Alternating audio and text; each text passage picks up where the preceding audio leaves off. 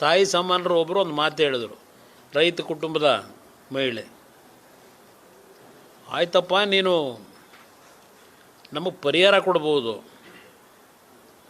ಆದರೆ ಪರಿಹಾರವನ್ನು ನಮ್ಮ ಕುಟುಂಬಗಳಲ್ಲಿ ನಾವು ಎಷ್ಟು ದಿನ ಉಳಿಸ್ಕೊಳ್ಳಿಕ್ಕೆ ಸಾಧ್ಯ? ಮುಂದೆ ನಾವೆಲ್ಲ ಬೀದಿಗೆ ಬರ್ತೀವಿ. ನಿನ್ನನ್ನು ಶಾಸಕನಾಗಿ ನಾವು ಆಯ್ಕೆ ಮಾಡಿದ್ದು ನಮ್ಮಗಳನ್ನು ಒಕ್ಕಲೆಬ್ಬಿಸ್ಲಿಕ್ಕೋಸ್ಕರವಾಗಿ ಮಾಡಿದ್ದ? ಈ ಪ್ರಶ್ನೆ ನನಗೇನಿಟ್ಟರು ಇವತ್ತು ನನಗೆ ಅದು ನನ್ನ ಸ್ಮೃತಿ ಪಟದಲ್ಲಿದೆ. ಅವತ್ತಿನ ಸಂದರ್ಭದಲ್ಲಿ ಲ್ಯಾಂಡ್ ವ್ಯಾಲ್ಯೂದು ನಾನು ಚರ್ಚೆ ಮಾಡಲ್ಲ, ಯಾವ ಅವತ್ತಿನ ಬೆಲೆ ಇತ್ತು, ಅವತ್ತಿನ ನನ್ನ ಕಾರ್ಯಕ್ರಮವೇ ಬೇರೆ. ಈಗಿನ ಈ ಸರ್ಕಾರ ಆ ರೈತರ ಭೂಮಿನ ತಗೊಂಡು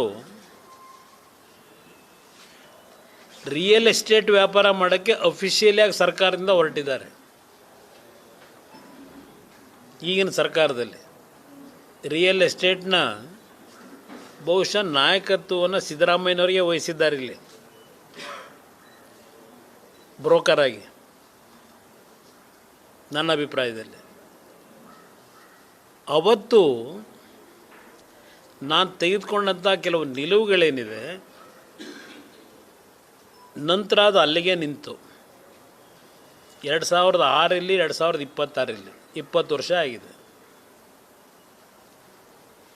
ಈಗ ಪಾಪ ಅವರು ಏನು ಹೇಳ್ತಾ ಇದ್ದಾರೆ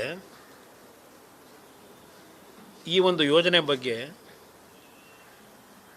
ಈಗಿನ ಕಾನೂನು ಸಚಿವರು ಗ್ರೇಟ್ HK ಪಾಟೀಲ್ರು ಅವತ್ತಿನ ದಿನ ನಾನು ಬಿಡದಿ ಒಂದ ಭಾಗದ್ದೆಲ್ಲ ನಾನು ತೀರ್ಮಾನ ಮಾಡಿದ್ದು 5 ಟೌನ್ಶಿಪ್ಗಳನ್ನು ಮಾಡ್ತಕ್ಕಂಥ ನಿರ್ಧಾರ ಮಾಡಿದ್ದು 2006ರಲ್ಲಿ. ಇವತ್ತು ಯಾವ ಒಂದು ಬೆಂಗಳೂರು ನಗರದ ಪರಿಸ್ಥಿತಿ ನೋಡ್ತಾ ಇದ್ದೀರಿ, ಪ್ರತಿನಿತ್ಯ ಬೆಂಗಳೂರಿನಲ್ಲಿ ಜೀವನ ಮಾಡ್ತಕ್ಕಂಥ ಜನತೆಯ ಸಮಸ್ಯೆಗಳು ಏನಿದೆ ಅಂತಕ್ಕಂಥದ್ದನ್ನು ಅರಿತು 2006ರಲ್ಲೇ ನಾನು 5 ಇಂಟಿಗ್ರೇಟೆಡ್ ಟೌನ್ಶಿಪ್ಗಳನ್ನ ಮಾಡ್ತಕ್ಕಂಥ ನಿರ್ಧಾರ ಮಾಡಿದ್ದು. ಹೊಸಕೋಟೆ, ಸೋಲೂರು, ಸಾತ್ನೂರು, ಹೀಗೆ 5 ಟೌನ್ಶಿಪ್ಗಳನ್ನು ಮಾಡಲಿಕ್ಕೆ ಅವತ್ತು ನಾನೇನು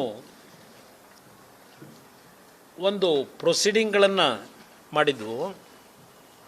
2006 23/6/2006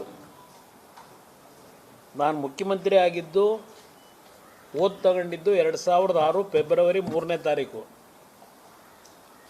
ನಾನು ಅಧಿಕಾರ ಸ್ವೀಕಾರ ಮಾಡಿದ 3-4 ತಿಂಗಳಿನಲ್ಲೇ ಬೆಂಗಳೂರು ನಗರ ಯಾವೊಂದು ಪರಿಸ್ಥಿತಿನಲ್ಲಿತ್ತು,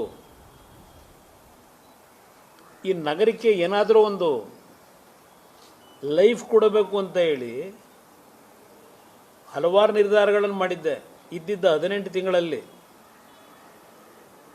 ಇವತ್ತು ಇವೆಂಥವು ಟನಲ್ ರೋಡ್ಗಳು, ಯಾರೋ ಅದಾನಿಯವ್ರಿಗೆ 20,000 ಕೋಟಿ ಅಂತೆ, ಇನ್ಯಾರಿಗೋ ಒಬ್ಬರಿಗೆ 3,800 ಕೋಟಿ, ಇನ್ನೊಂದು ಯಾವುದೋ ಒಂದು ಕಂಪ್ನಿಗೆ. ಈಗೇನು ನಡೀತಾ ಇದೆಯಲ್ಲ,